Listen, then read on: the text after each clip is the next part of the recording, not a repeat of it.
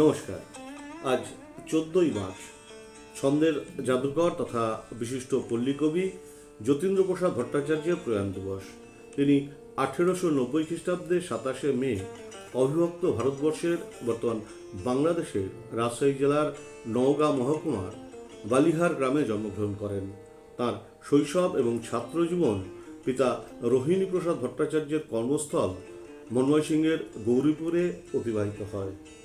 বিপ্লবী দলের সাথে তার যোগাযোগ থাকার জন্য গৌরীপুরের জমিদার তথা সম্পর্কে তার কাকা ব্রজেন্দ্র কিশোর রায়চৌধুরী তাকে কাশীতে পাঠিয়ে দেন।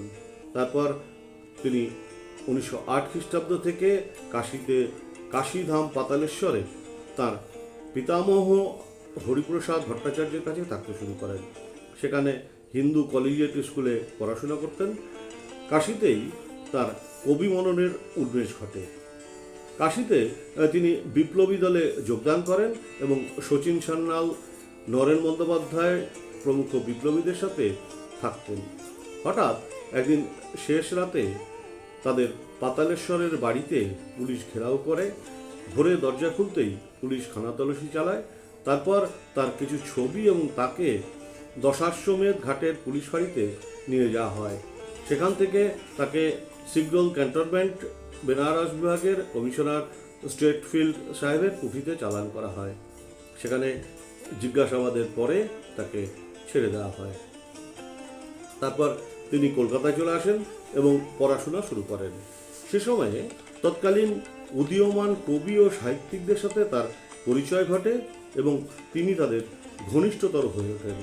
ভারতবর্ষ, প্রবাসী, মানসী, ভারতী ইত্যাদি পত্রিকায় কবিতা লিখতে শুরু করেন। এরপর তিনি ময়মনসিংহের গৌরীপুরে ফিরে যান এবং কর্মজীবন শুরু করেন। গৌরীপুরের জমিদার ব্রজকিশোর রায়চৌধুরী ছিলেন পরম সাংস্কৃতিক অনুরাগী, অত্যন্ত বিত্তশালী।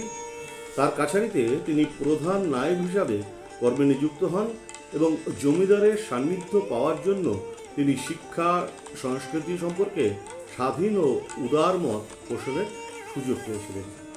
পূর্ব বাংলার পল্লীগ্রামের প্রকৃতির সৌন্দর্য, শিশুসুলভ, সহজ সরল তার মনে প্রভাব বিস্তার করে এবং রবীন্দ্রনাথ ঠাকুরের সাহিত্য প্রবাহিত যুগে তিনি নিজস্বতা প্রকাশ করতে পেরেছিলেন। তাই কলকাতা বিশ্ববিদ্যালয়ের বাংলা বিভাগের প্রধান অধ্যাপক ডক্টর আশুতোষ ভট্টাচার্যের সম্পাদিত এক গ্রন্থে তাকে কবি সত্যেন্দ্রনাথ দত্তের উত্তর সাধক হিসাবে তুলে ধরা হয়েছে। কিন্তু তিনি নির্দিষ্ট সীমার মাঝে নিজেকে আবদ্ধ রাখার কারণে সেভাবে আত্মপ্রকাশ বা নিজের পরিচিতি অর্জন করতে সক্ষম হননি। তার প্রথম কাব্যগ্রন্থ মর্মগাথা 1914 খ্রিস্টাব্দে প্রকাশিত হয়। তারপর 1924 খ্রিস্টাব্দে হাসির হল্লা, 1926-এ ছায়াপথ, 1927-এ রামধনু এবং 1928 খ্রিস্টাব্দে নভরেণু প্রকাশিত হয়।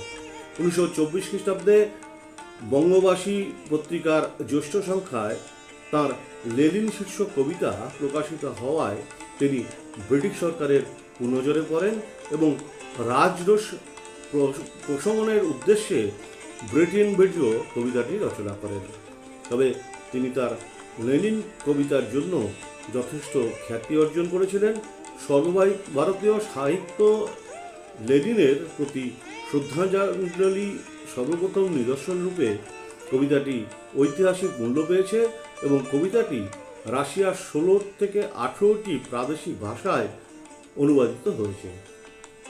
1953 খ্রিস্টাব্দে পাকিস্তান সরকার জমিদারি সত্ত্ব অবলুপ্ত করায় তিনি নায়েব পদ থেকে অবসর নিতে বাধ্য হন এবং সপরিবারে কলকাতায় চলে আসেন। তার শ্রেষ্ঠ কবিতার সংকলনটি 1963 খ্রিস্টাব্দে প্রকাশিত হয়। ছন্দসিকতার ক্ষেত্রে তিনি কবি সত্যেন্দ্রনাথ দত্তের সঙ্গে স্মরণীয়। তিনি দেশি বিদেশি সহ শতাধিক ছন্দ জানতেন এবং তার অসংখ্য কবিতায় নানা সময়ে ছন্দের যথাযথ নিপুণ প্রয়োগও করেছেন। তিনি শুধু ছন্দপ্রেমিক কবি নন, তিনি ছিলেন ছন্দ দার্শনিক ও ছন্দের জাদুকর। 1975 খ্রিস্টাব্দের আজকের দিনে তিনি কলকাতায় শেষ নিঃশ্বাস ত্যাগ করেন।